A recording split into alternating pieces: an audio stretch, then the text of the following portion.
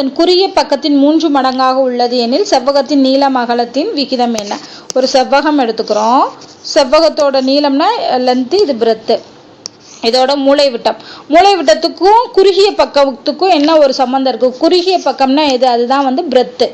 ஓகேவா? ஏன்னா நீளம் அதிகமாக இருக்கும். ஸோ குறுகிய பக்கம்ங்கிறது பிரெத்து.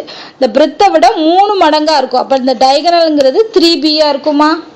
அதான் நீங்கள் சொல்ல வர்றாங்க. ஸோ 3 மடங்காக இருக்கும்.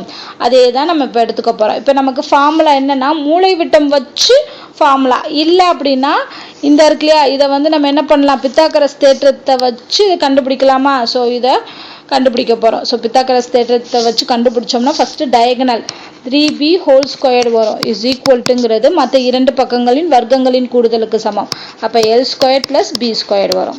ஸோ சிம்பிளிஃபை பண்ணுங்கள். சிம்பிளிஃபை பண்ணோம்னா எல்லோட வேல்யூ கண்டுபிடிக்கலாம். ஸோ சிம்பிளிஃபை பண்ணும்போது என்ன ஆகுது? எல்லோட வேல்யூ 9b² வரும். Is equal to l² + b². So இந்த b² தூக்கி ஒரு பக்கம் கொண்டு வந்தோம்னா l² is equal to 9b² - b². அப்போ 8b² வந்துடும். ஓகேவா? So 8b². இப்போ நம்ம ஸ்கொயரை எடுக்கணும் அப்படின்னா என்ன பண்ணணும்? 2 பக்கமும் இந்த பக்கம் ஸ்கொயர் எடுத்தோம்னா இந்த பக்கம் என்ன ஆகும்? ரூட் வரும். ஓகேவா?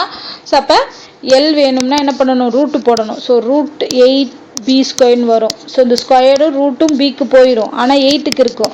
ஸோ அப்போ ரூட் 8bன்னு கிடைக்குமா? ரூட் 8ஐ 2√2ன்னு எழுதலாமா?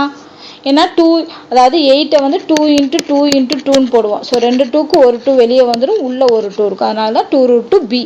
ஸோ எல்லோட வேல்யூ நம்ம என்ன கண்டுபிடிச்சிருக்கோம்? 2√2bன்னு கண்டுபிடிச்சிருக்கோம். √2bன்னு கண்டுபிடிச்சிருக்கோம். அப்போ l/b போட்டோம்னா என்ன கிடைக்கும்? 2√2 / 1ன்னு கிடைக்கும். ஸோ அப்போ ரேஷியோங்கிறது 2√2:1. ஸோ அதான் ஆன்சர். ஆப்ஷன் டி தான்.